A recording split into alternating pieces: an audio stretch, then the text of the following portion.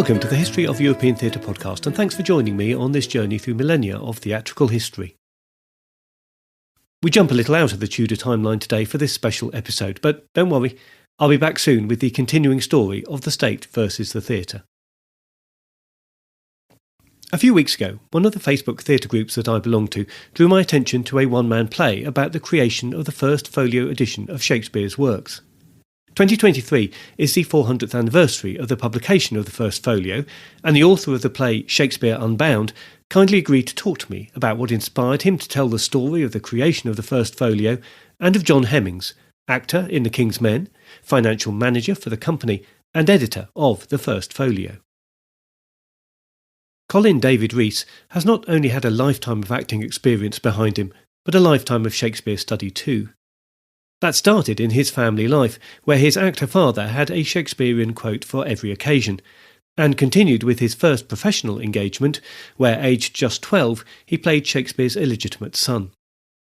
I've put a link in the show notes to his full biography. When we spoke, Colin gave me more details about how Shakespeare Unbound and his fascination with John Heminges and the printing of the first folio came about.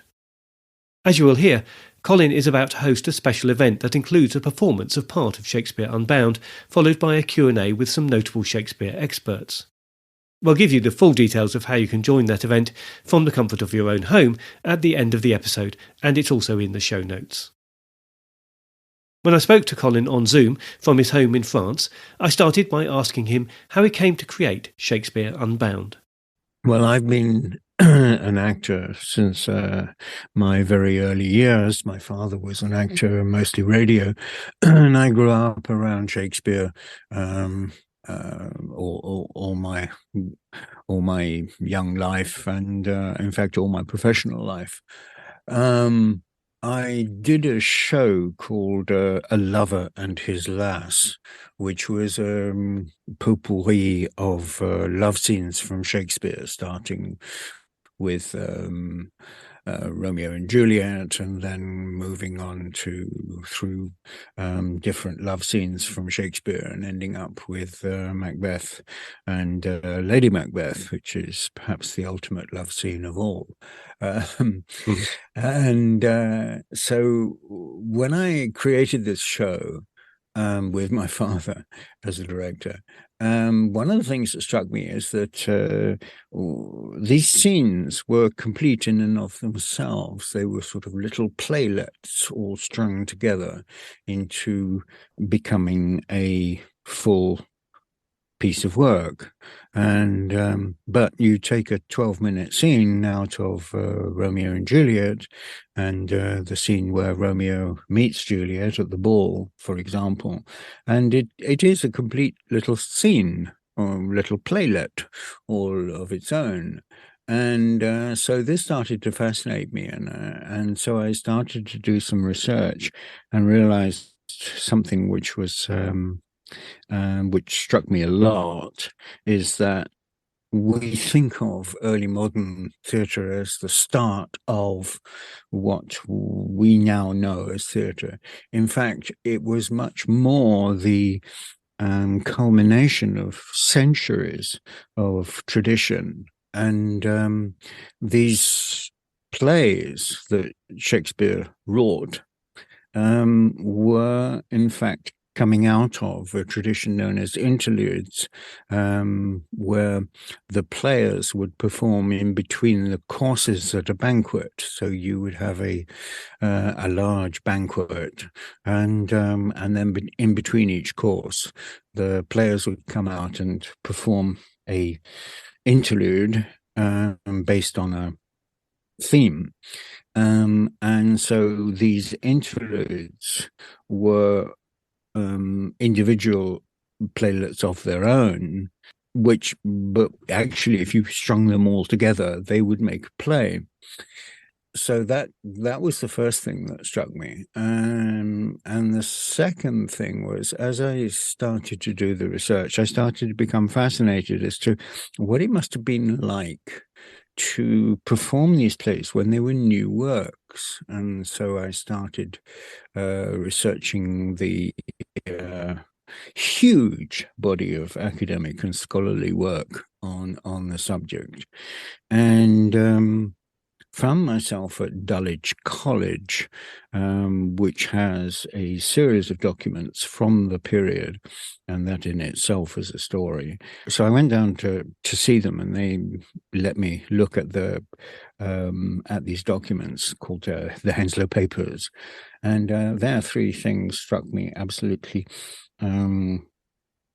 as a practitioner, which kind of blew me away. Firstly, they performed 150 different plays a year and never performed the same play on 2 consecutive afternoons. Secondly, the only access to the text that the players had was their own cue script, and the only stage directions were on plot sheets, which were posted backstage in the tiring house, which had the entrance, exit. It's almost certainly where the famous exit pursued by bear comes from. Yes. And as I went more and more into this research, there was a name that kept coming up, who was called John Heminges. John Heminges, it seems, was the manager of the company. In all the court records, for example, it's always his name that is mentioned when payments are made to the company. Payments are made to John Heminges on behalf of the Chamberlain's men, or later the King's men. So he must have been the money man, and kind of the manager. And as I went further and further into the research, and I actually managed to get myself a copy of the facsimile of the first folio. Unfortunately, I cannot afford an original. I think the last one sold for $20 million. Yes, that's right. But I have the Norton facsimile, which is from the Folger Institute in Smithsonian. Again, there was John Heminges as the principal editor, along with Henry Condell. And so I asked a lot of people around me, who was John Heminges? And less than half the people that I spoke to, who were quite well versed in Shakespeare studies, actually knew who he was. It turns out that he was, by being responsible for the first folio being printed, he actually saved about 18 of Shakespeare's plays, because they had not been printed. They were only printed, 18 of them were only printed in quarto versions, and some of those quarto versions are a bit suspect. And so the folio is the only printing that was done of the time. It was 7 years after Shakespeare's death, of 18 of these plays. And so again, my imagination started to work. Why would Heminges have done this? And as I went further into the research, plays as such were not really considered a valid art form, certainly not the plays written by professional playwrights. Amateur playwrights were usually men of letters and nobles, and they would write for the Inns of Court or whatever, and they considered their plays to be works of art. But the professional playwrights were writing for the playhouses, and it would be a bit like in modern times, perhaps, the difference between Arthur Miller as a artistic playwright and the scriptwriters for Sex and the City. The professional writers for the playhouses, would have been considered like Hollywood scriptwriters, or as I say, TV series scriptwriters. And so why would John Heminges have gone to all this effort to preserve the plays? And so as I have an extremely fertile imagination, I put myself in shoes of John Heminges, and I said to myself, well, if you are the only person who really recognizes the absolute genius of these plays, yes, you would move heaven and earth to preserve them for the future. And so that is kind of how my play, Shakespeare Unbound, came about. In the play, John Heminges comes home with, in November 1623, with the very, very first printing, very, very first copy of the first printing of the folio, and starts to celebrate in his house alone at home the result of 7 years of work, probably almost certainly in the teeth of a great deal of opposition or indifference, perhaps. Given that if these plays were created and wrought for the professional, for the playhouses by a professional playwright, they were obviously not of any real value. I imagined what John Heminges must have felt like when he came home.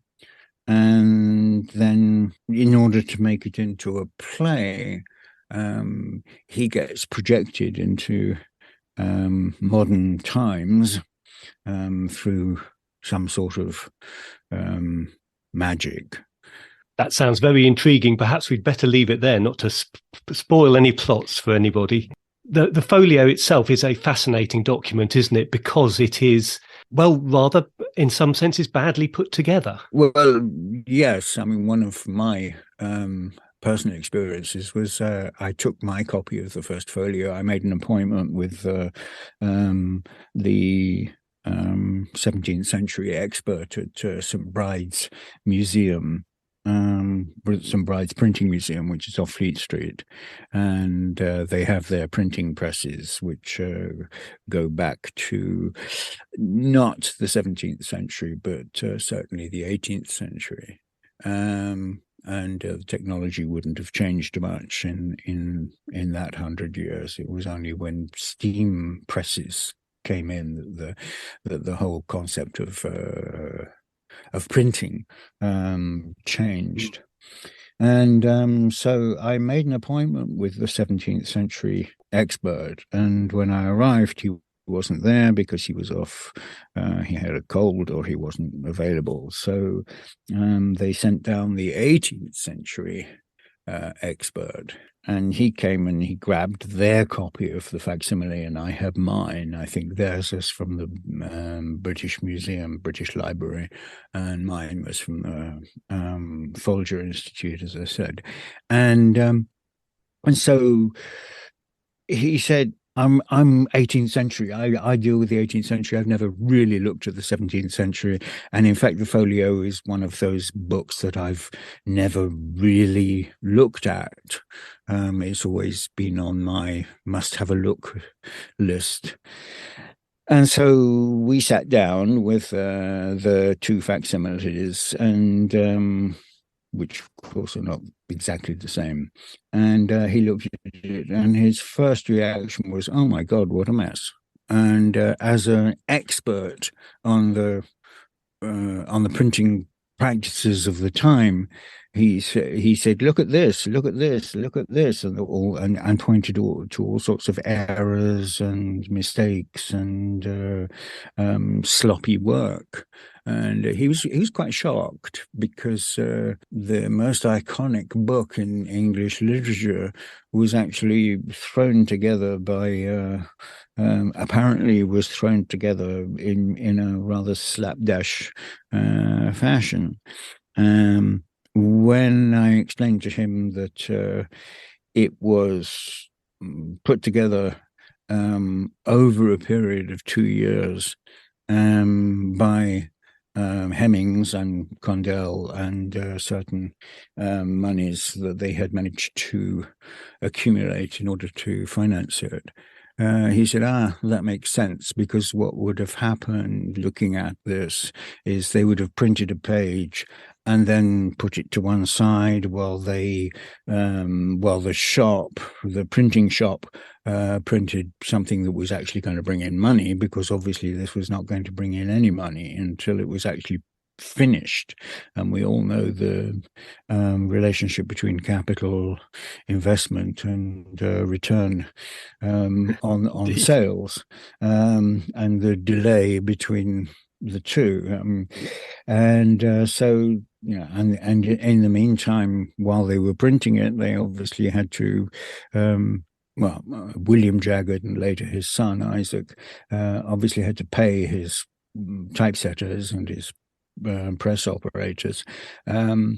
So this project could not have had the full attention of the staff in the in the print shop. So they would print a page, and just the sheer statistics about the folio are astounding. There are 890 pages, I think, and so each page has two columns.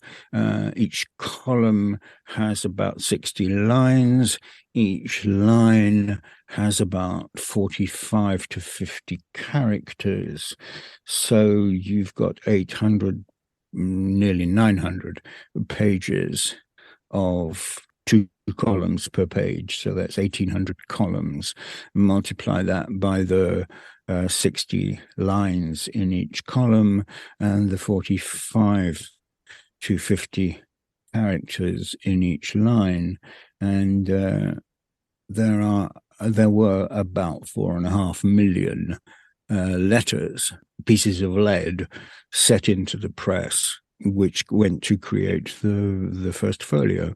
Yeah, it's incredible, isn't it? The scale of the project. Yeah. So we have this publication that has become so important to us, because without it, there are several of the plays that we just wouldn't 18 have. Or so, yeah. And the whole thing was put together, we think, on spec at Heminges' own cost, at least to an extent, and could so easily have just never got finished. Yes, especially as William Jagged, the owner of the shop, started to get very sick towards the end of the 2-year process. And fortunately, his son, Isaac, who took over the business after William Jagged died in the summer of 1623, Isaac Jagged took over and presumably was enthused enough to really put an effort into getting it done, getting it finished. Yeah, and the reason for that is probably financial. Is they'd invested all this money in printing it.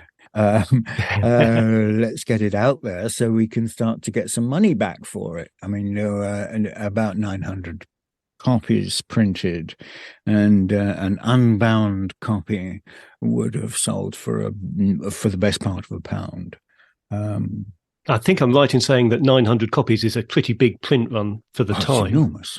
And obviously of an enormous work as well. So this was something that wasn't for an average punter in the street. This was something that was going to, I guess, the aristocratic end of society. The aristocratic, the upper echelons of society. And it would have been a coffee table book. A book for people to read. Certainly would never have been even remotely contemplated as being a performance text, a text that people use to perform from. So it's the beginning of the idea of Shakespeare being something that is read rather than something that is performed. But it's very limited, although, it obviously was successful because there was a second folio printed. So obviously the first folio was successful and sold out.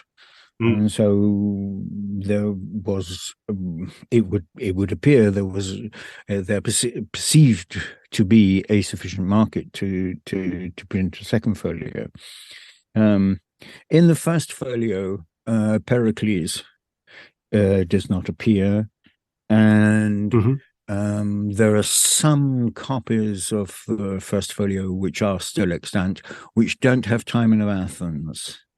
And Right. there are various reasons for that. One is that somebody actually had the rights to Timon of Athens when they started printing, and it was only after they started printing that they managed to get the rights to it. The whole concept of copyright was extremely vague.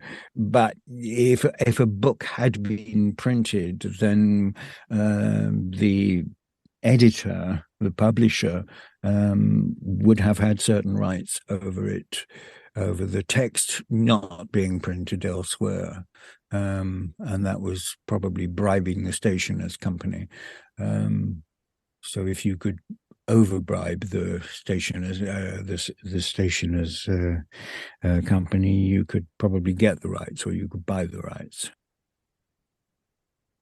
The Folger Institute is named after a man called Henry Folger, who lived in the late 19th and early 20th century.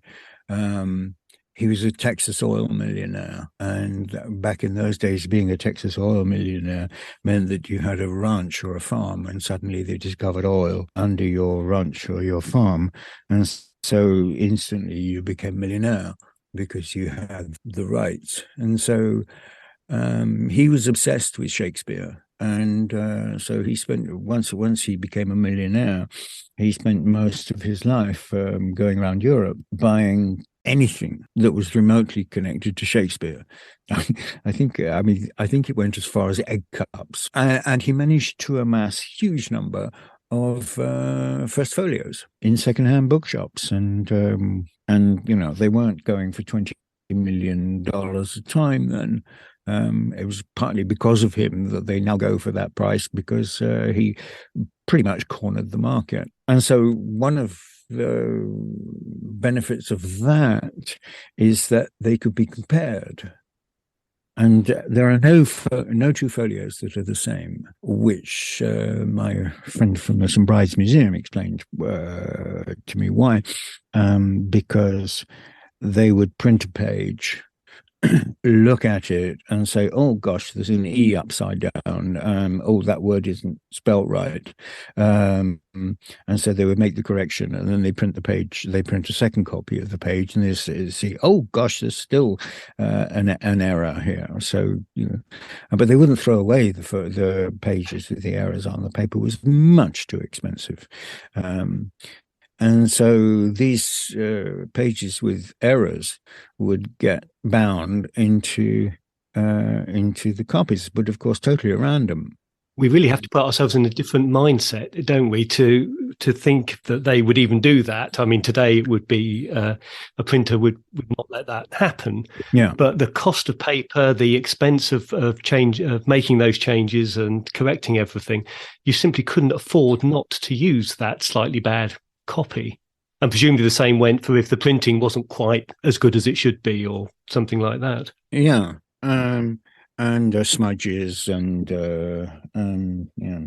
because the paper was moved before it was absolutely dry, and so on. Now, if it was something like the King James organizing a printing of the Bible, then that would be a totally different mindset. Yes, of course. But this is a couple of actors, or a company of actors, on pretty limited budget, putting together a collection of plays which quite a lot of the intelligentsia considered to be absolute rubbish anyway.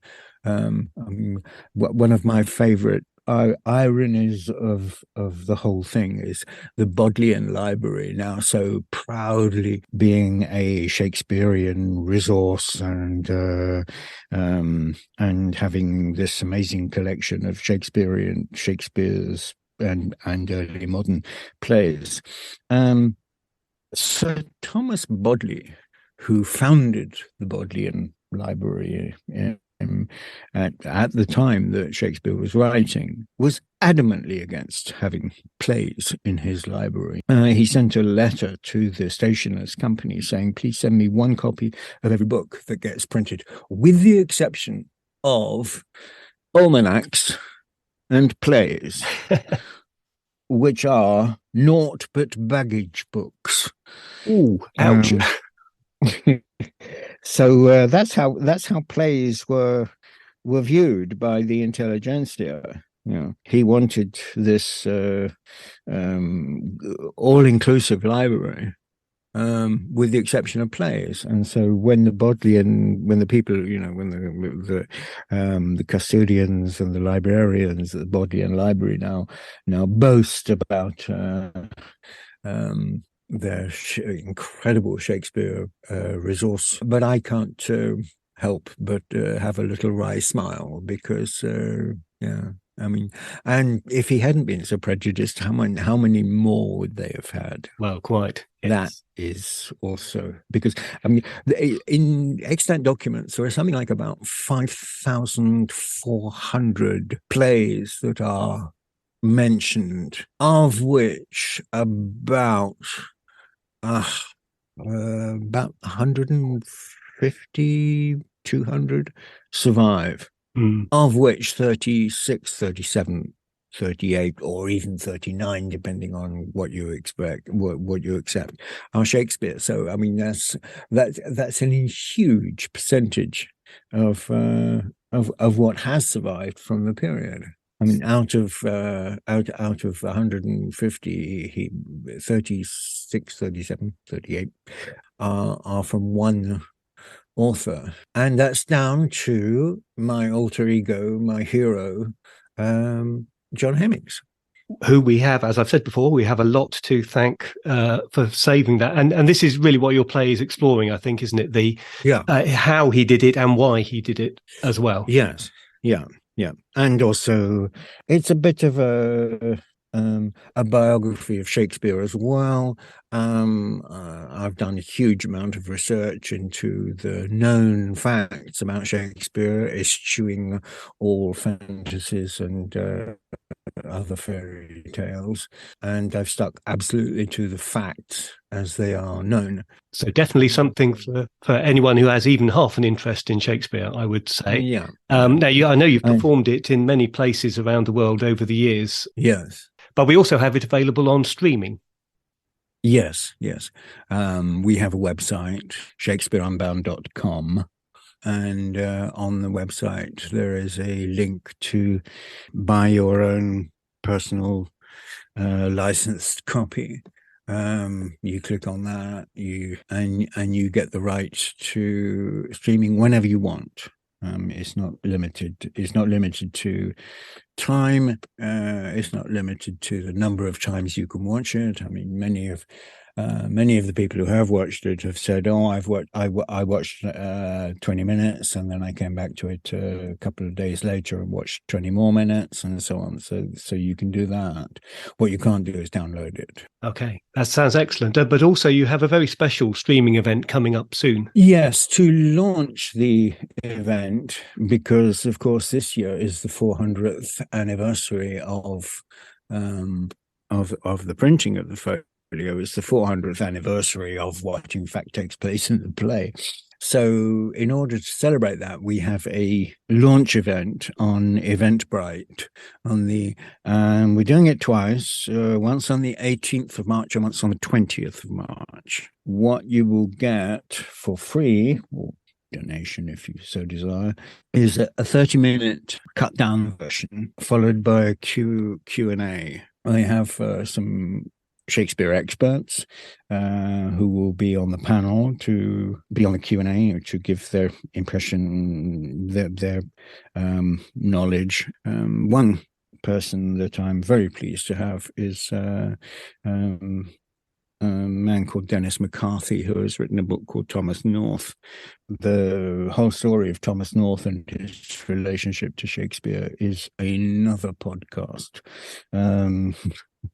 But what Dennis McCarthy has discovered and uncovered is quite extraordinary. To my mind, changes quite a lot about how we view Shakespeare, or how we should view Shakespeare. Well, that will be fascinating to hear from him and others on that evening. I'll certainly be there watching from home, and I hope many listeners now will also want to join. That sounds like a really interesting evening of Shakespeare discussion and a performance from yourself. My thanks to Colin for his time and for sharing just a bit of his encyclopedic knowledge. To reiterate his last point there, you can get a personal licensed copy of Shakespeare Unbound to stream from the Shakespeare Unbound website. And if you're interested in joining either of the special streaming event sessions, you can do this via eventbrite.com. There are two options, the 18th of March at 7:30 p.m. in the UK, that's 8:30 p.m. in Europe, 2:30 p.m. on the East Coast US and 11:30 a.m. for the West Coast US. Then on the 20th of March, the start time is 11 a.m. in the UK. I've put a link to Eventbrite where you can see all the details again, and the Shakespeare Unbound website in the show notes. As Colin mentioned, you can register and attend for free, but a donation to offset costs would, I'm sure, be much appreciated. In our conversation, Colin mentioned Dulwich College and the Henslow Papers, and if you'd like to know more about these, there are several extra podcast episodes on Henslow, his diary, and the life of the actor and benefactor of Dulwich College, Ned Allen, all on the podcast Patreon members' website. Again, I've put a link in the show notes, and there are further details on the podcast website. I look forward to your company next time, but if you have any comments or concerns in the meantime, you can contact me by email at thoetp@gmail.com or via Twitter at thoetp.